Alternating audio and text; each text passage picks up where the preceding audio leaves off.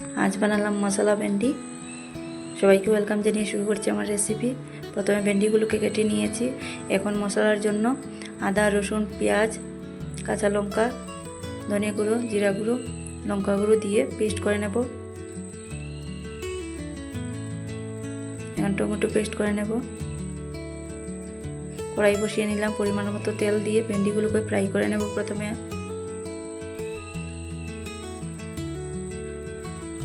Fry করা হয়ে গেছে। ওই কড়াইতেই পরিমাণ মতো তেল দিয়ে ফোড়নে দিয়ে দিলাম দারচিনি, এলাচ দিয়ে মশলা দিয়ে দিলাম। টমেটো পেস্ট দিয়ে দেব।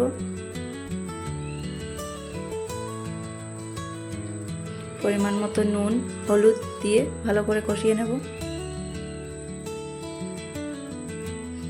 এখন ভেন্ডিগুলো দিয়ে দিলাম। অল্প পরিমাণে জল অ্যাড করবেন, করে ভালো করে কষিয়ে গরম মশলা গুঁড়ো, ম্যাগি মশলা দিয়ে নামিয়ে নেব।